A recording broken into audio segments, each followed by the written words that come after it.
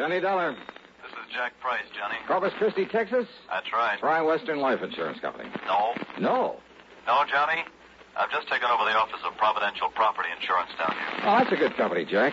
Only I'm beginning to wish I had. Ah, what's the matter?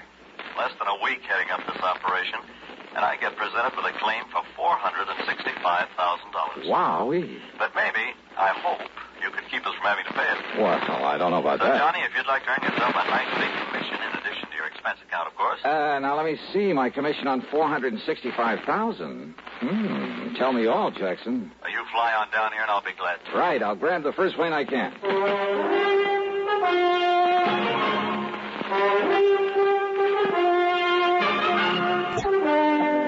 CBS Radio brings you Bob Bailey in the exciting adventures of the man with the action-packed expense account, America's fabulous freelance insurance investigator. Yours truly, Johnny Dollar.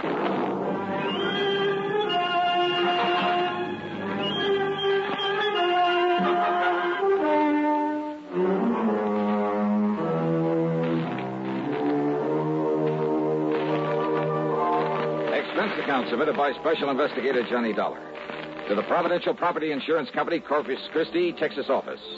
Following is an account of expenses incurred during my investigation of the Canary matter. After hanging up on him, I realized that Jack Price hadn't told me a single thing about the case he wanted me to handle. But who cares when it means a commission on nearly $500,000? So item one on the expense account is $128, plain fare and incidentals, Hartford to Corpus Christi, Texas. Price met me at the Cliff Mouse Airport. We piled into his car and headed for town. Johnny, I've made a reservation for you at the Driscoll Hotel on North Broadway. Oh?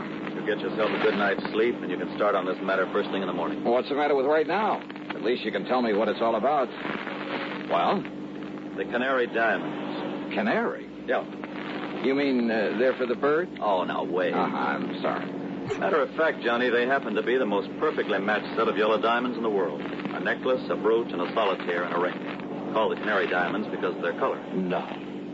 They were stolen from Mrs. Clara Barnes Smithwick Tyson Brownfield. Oh, brother, that's a mouthful. Now, who is she? The reason she's so loaded with jewels, and about everything else an old lady could want, is that Tyson made a few $1 million in oil, and when he died about 4 years ago, he left her a considerable fortune, mostly in the stock market. Tyson? J.R. Tyson. I thought you said her string of names ended in Brownfield. About a year ago, she married young Augustus Brownfield. Oh, I see. Brownfield loaded, too? He's been up and down over the years. Mostly down, I'm afraid. Until he married the rich widow Tyson. Well, yes. How old is he? 10 or 15 years younger than she is. About 45, I'd say. So that's it. Now, Johnny, you and that suspicious mind of yours. What, Jackson? You'd make a suspect out of your own mother. Oh, look, there's nearly $500,000 involved. But you're wrong if you think he had anything to do with the loss of these jewels. I'm sure of it, Johnny. Yeah, we'll see. I've known Gus Brownfield for years. I'm sure he's on the level. That's why, in spite of all his wife's money, he's trying so hard to make a go of his little cannery business. Cannery? It's just a small operation for the luxury trade. What do you mean? Oh, kumquats, guavas, lychee nuts, things like that. For the fancy restaurants. Real expensive stuff. Oh, I see. His customers are mostly places like Antoine's in New Orleans, Romanoff's in Beverly Hills, the Chambord in New York. Even some of the fancy cafes in London, Paris, and Rome. But now, how and when and where did these Canary diamonds disappear? Well, it was several weeks ago. They'd gone out for the evening. No servants? Only the deaf old cook in her little room in the basement. The others were all off duty out of the house. And? Well, when they got home, she went to the wall safe to put back a pair of earrings she'd worn. When she opened it, she found the Canary diamonds were gone. Anything else taken? No. In spite of the fact there were valuable things in the safe. They called in the police, I hope. Oh, of course. Well, what did they find? Nothing. Fingerprints? Whatever prints may have been on the dial of the safe have been carefully wiped off. The only thing the police are sure of is that it was a professional job. Hey, Jack, who knows the combination of that wall safe? Only the two of them, Mr. and Mrs. Brownfield. You're sure of that? That's what she told me when she reported the loss. Oh, she reported it? Yes. And he was the only other person who knew that combination? Johnny, they were out together that evening. Where did he live? Let's go over and see him. At this hour? Sure, why not?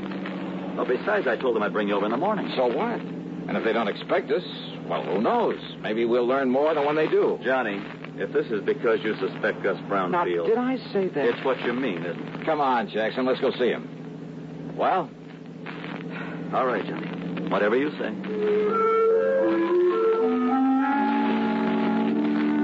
The Brownfield home was a mansion, a beautiful place, worth plenty of money. Mrs. Clara Barnes Smithwick Tyson Brownfield was about 60, I'd say. She was a lady in every sense of the word, with a sort of quiet dignity that goes with wealth and good breeding. Her husband, Gus, was at least 10 years younger, and, he seemed like just an ordinary, hard-working, nice, good-looking guy, sincerely devoted to his wife. Yeah, I must admit I liked him immediately, but then sometimes that's a danger sign. Anyhow, he pretty much repeated what Jack Price had told me, including the fact the police had gotten nowhere. So, if there's any way I can possibly be of help to you, Mr. Dollar? Not so much the money, Mr. Dollar. Though heaven knows the diamonds do have monetary value. That is the understatement of the week. Well, yes, I suppose it is. But when I think of some thief taking those beautiful stones out of their lovely mountings to dispose of them... Mr. Brownfield, you and your wife were together all the time the night they were stolen? Yes, we were attending a party at the home of... Oh, no, wait. Yeah? Why, yes, dear. You left us for a few minutes to go over to the Canary. Yes. Why? Well, when we passed it on the way to the party... Yes? Well, I'd noticed that someone had left the lights on. Probably someone who'd worked late. Who? Well, frankly, I don't know. Well, go on, please. Well, the party had been rather dull, so I used that as an excuse to leave for a while. Yeah? I drove on over to the Canary, took care of a few odds and ends at my desk, turned out the lights, and then drove back to the party. Then we came home and found that the diamonds... Mr. Dollar. Yes? If you're thinking what I think you are... That your husband had plenty of time to come here during his absence from the party? Well, now, look here. Plus the fact that he knows the combination to the safe? Young man. No. What? No, Mrs. Brownfield. I was thinking of something you said a minute ago. About the thief disposing of those jewels. But, Dollar, if you think for 1 minute... Just hold your horses, please, Mr. Brownfield. Young man, this is outrageous. I refuse to listen to anything more from you. Yeah? Yes. Well, I think you'd better, Mrs. Brownfield. If you want the Canary diamonds back.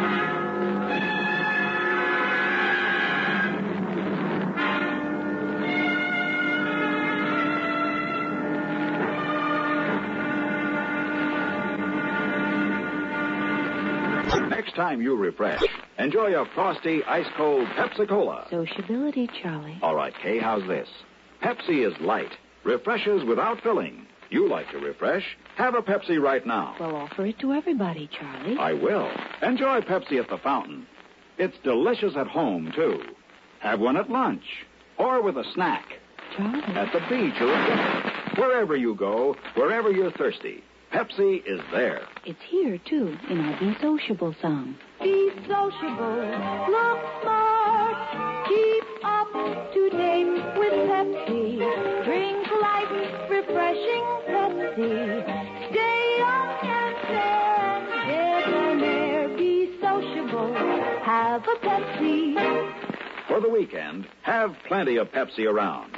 Pick up an extra carton today. CK, I'm sociable. With Pepsi, everyone is. And now, Act Two of yours truly, Johnny Dollar.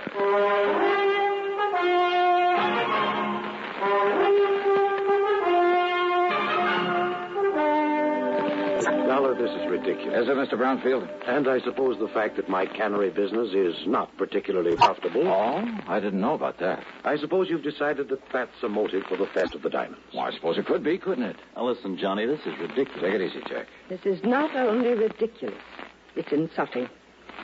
I must ask that you gentlemen leave this house immediately. Mr. Price? Of course, Mrs. Brown. Now, just a minute. No. I've had enough of this. Did I say I suspected your husband, Mrs. Brownfield? Did you need to? No, because I didn't mean to. What? That's right. But I did say that your talk about how a thief might dispose of the stones gave me an idea. You mean about how someone else might have taken them and will try to get rid of them? Something like that, Jackson. But who, Johnny? Yes, Dollar. Young man, I still resent your implication, deliberate or otherwise. On the other hand, Mrs. Brownfield, since your husband might seem to be the one logical suspect... Young man. Perhaps I'd better play a little hunch I have before talking any further with you folks. Young man. Come on, Jack. Take me over to my hotel. My snide suggestion that Gus Brownfield at least could have taken the stones had got a reaction, all right. But it only convinced me that he was in the clear. The police had decided the whole thing was a professional job, and it would have taken a pro to crack that wall safe. And a pro would have sense enough not to try disposing of such distinctive stones in this country. in or out of the original settings. Pro would have some way of getting them out of the United States. But to where? And heavens knows he'd had plenty of time to get them almost anywhere. So there in my hotel room, still acting on a hunch, I was about to make a transatlantic phone call, but I didn't. Not then. Yeah? Johnny? Who's that? Doc. Jack Johnstone? That's right. Well, Hi, Johnny. Come in, Doug. Come on in. Well, so you couldn't stay away from our fair city, huh? Yeah, how'd you know I was here? Hey, sit down. I just happened to run into Jack. Jack Price. He told me he just dropped you off and told me why you'd come. Oh? I knew that if I didn't step in and give you a hand, why, that other Jack would never forgive me. The, other Jack? Yeah, Jack Johnstone, that wayward brother of mine out in L.A. Oh. Dramatizes all these wild cases of yours, puts them on the air. Hey, you know something, Doug? I've often wished I could drag that brother of yours into some of these cases to see what it's really like. All he does is write them up and put them on tape. If he'd help me figure some of them out for a change. Won't I do? Huh? Matter of fact, I have figured this one out. Oh, so now I have competition. Hey, you're serious? That's right, John. The man who stole the Canary diamonds is now resting comfortably in a local Who Scout. You're kidding. Then I'll keep this clean. Oh, sure. Look, Johnny, Gus Brownfield's an old friend of mine. So when the stones were stolen and looked as though Brownie might be suspect, well, I decided to play detective. Yeah, well, keep talking, Doug. And I hope you haven't put me out of business. I've tried. Who knows? Maybe I have. Anyhow, I'm pretty familiar with Gus's cannery and the people who work in it. Yeah? And there was one man in his shipping department. Well, when I heard about the robbery, I started digging through old newspaper files down at the library. It took me weeks, Johnny, but I knew I'd seen that guy's face before. And sure enough, I found his picture alongside the story of a jewel heist that took place 15 years ago. Who is he? Les Murdoch. That means something to you, Oh, Fingers Murdoch. Sure. Safe man for that International Gems gang back in 45. That's the guy. Yeah, but I thought he got 20 years. Well, good behavior got him off nearly 2 years ago. And he was working in Brownfield's cannery? In the shipping department. Oh. Well, I told the police about it. We descended on him a couple of hours ago, gave him a cock and bull story about having found some of his fingerprints around, and he confessed. Well, good. Good work. Well, now that I've solved the case for you, you can buy me a drink and be on your merry way back to Hartford. Sure. And the jewels? The jewels. Well? Well, Johnny, the police have tried every trick in the book on him. He won't say what he's done with them. In other words, my end of this case is only beginning. What do you mean? Bring the dirty criminal to justice? That's for the police, not me. What I'm hired to do is get those diamonds back. Johnny, if Murdoch won't say what he's done with them, and believe me, there's nothing in the world that's going to make him. You got any bright ideas? What'll you do? Well, you want to know something, Doug? You got a good question.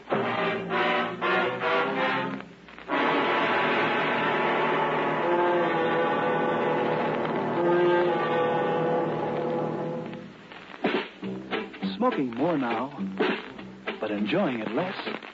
Have a real cigarette. Have a Camel. So good. Have a Camel cigarette. So rich. Have a real cigarette. Have a Camel. So mild. Have a Camel cigarette. And here's the reason why. Best tobacco makes the best smoke. Have a Camel cigarette. You can say that again. Best tobacco makes the best smoke. Have a Camel cigarette.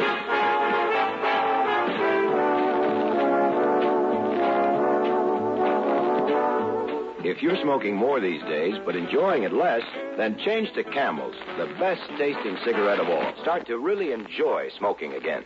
Now, back to yours truly, Johnny Dollar, and the canned Canary matter.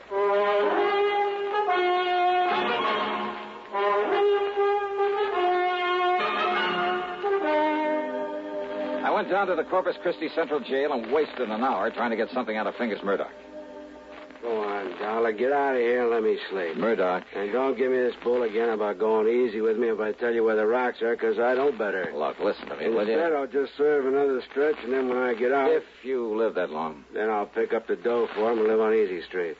Then you passed them onto a fence, huh? Did I say that, Dollar? Now, go on. Get out of here. You bother me. Then I remembered about some of Murdoch's earlier activities, about his international connections, about the impossibility of successfully disposing of the Canary diamonds anywhere in the United States. Item 2 cents for a phone call to Mr. Brownfield. Yes, there had been a shipment of canned goods the day after the robbery to an outfit in Paris called Imperial Import Company. The shipment was supposed to arrive there late today. Item 3, $12 for a transatlantic phone call to Paris to a wormy little character named Louis Dumassac, who had another name for himself. Oui, monsieur. This is your oldest, your dearest, your most devoted friend, Jacques the Great Can. Yeah, devoted friend, huh? You mean as long as I keep forking over good American dollars for information? But of course, monsieur. Sure. Somebody else came along with a bigger bankroll, you'd sell me out in a second. Oh, no, mon ami. You touched me to the quick. Sure. I mean, to have you put it so blunt. All right, now tell me just one thing. What do you know about canaries? Canaries? That's right. Uh-huh. Well? They are for the birds. Wait, well, monsieur, that's not a very funny thing I've just said. Oh, very funny. So what about the Canary diamonds? Well, alas, I've never heard of them.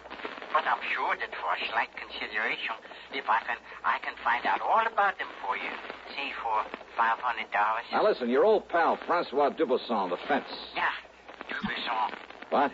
Oh, that miserable, that no good, that double-crossing. I love him dearly. Now, what's that mean? Millions he's made smuggling jewelry and paintings into this country from your United States. Now, with your help at times. But of course, monsieur. But now what has he done? What has he done? Closed up the antique shop that he used as a front for his operations. You mean he skipped the country? Oh, no. He's still here. Doing what? Is it not unthinkable that so clever a crook should turn to a legitimate business? Under another name? What kind of business? Produce. Produce? Oui.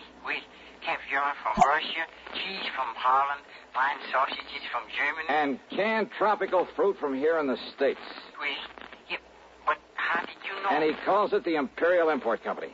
That's so. Then tell me where I can find him and I'll cable you $100. But of course.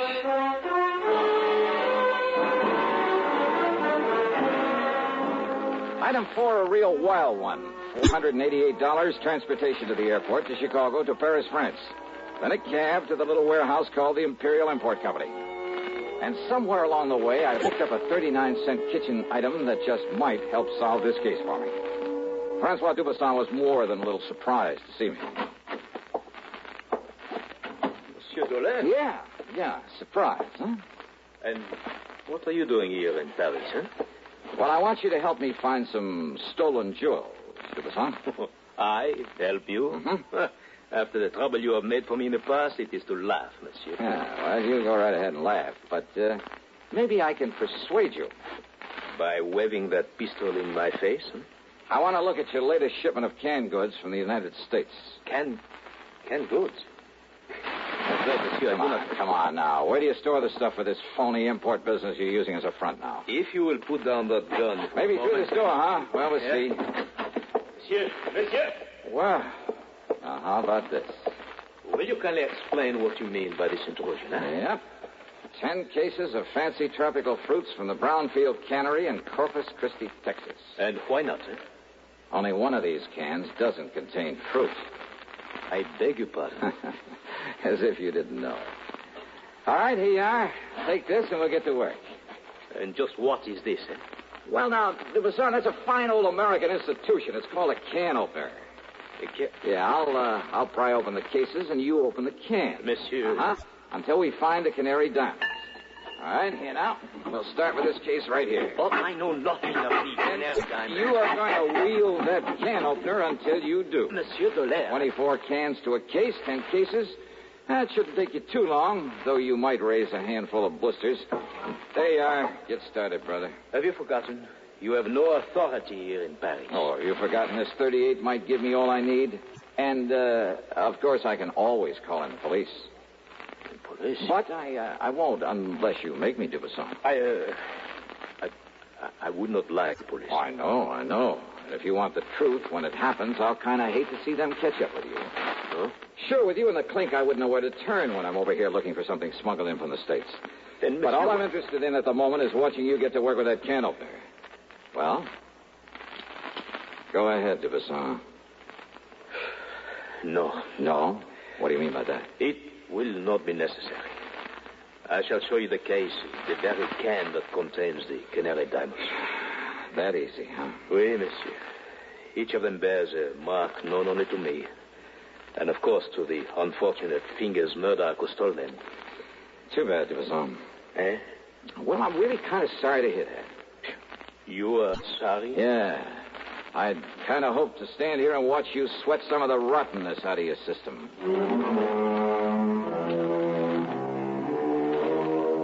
Thanks to its Paris representative, the company was able to arrange for getting the stones back to the U.S. As for Dubuisson, well, I suspect he was long gone when the police arrived at his place. Expense account total, including the trip home, $1,121 even. And, don't forget my commission on this one. Yours truly, Johnny Dollar.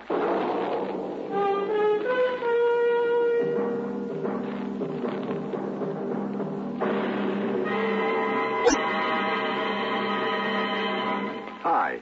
Maybe you'll recall this tuneful reminder of times past.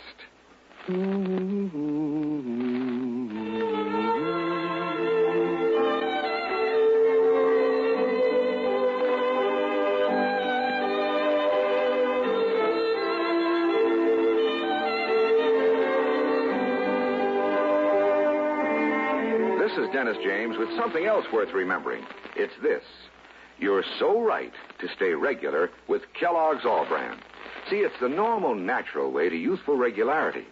The whole brand content of Kellogg's All Brand supplies your system with all the bulk-forming food that you need every day. There's only one All Brand. It's Kellogg's All Brand. So relieve irregularity from lack of bulk, as millions do, with a bowl full of Kellogg's All Brand each morning. ALL-BRAN. It's Kellogg's All Brand. Now, here's our star to tell us about next week's story. Next week, a wild flight across the country after a beautiful girl, and possibly a murder. Join us, won't you? Yours truly, Johnny Dollar.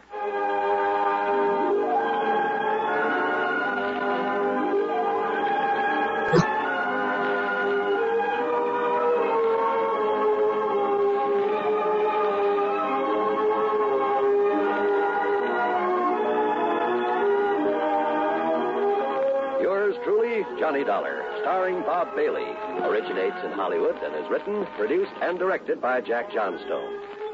Heard in our cast were Virginia Gregg, Jack Edwards, Russell Thorson, Stacey Harris, Jack Crucian, Forrest Lewis, and Tony Barrett.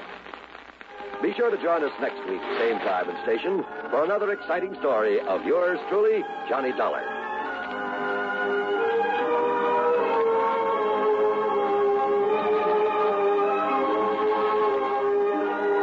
John Wall speaking.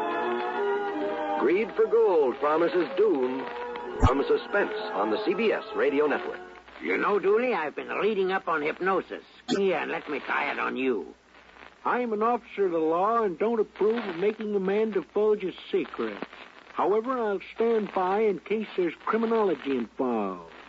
I just want to clear up some of his problems, Officer Suggs. But I haven't got any problems. I'm the soul of contentment. Maybe that's your trouble. You're too contented. Lie down, Dooley. You're going to sleep. I feel so good. He's under my influence. Now, little tyke, get up. Go straight to the beer of your choice. Astounding. He's heading for Utica Club. 'Cause Utica Club will still take the trouble to age beer the natural way. Utica Club, you see. He's got no problem. He's a happy, well-adjusted beer mug. Brewed by the West End Brewing Company of Utica, New York. You're tuned to 590 WROW in Albany. 5:30.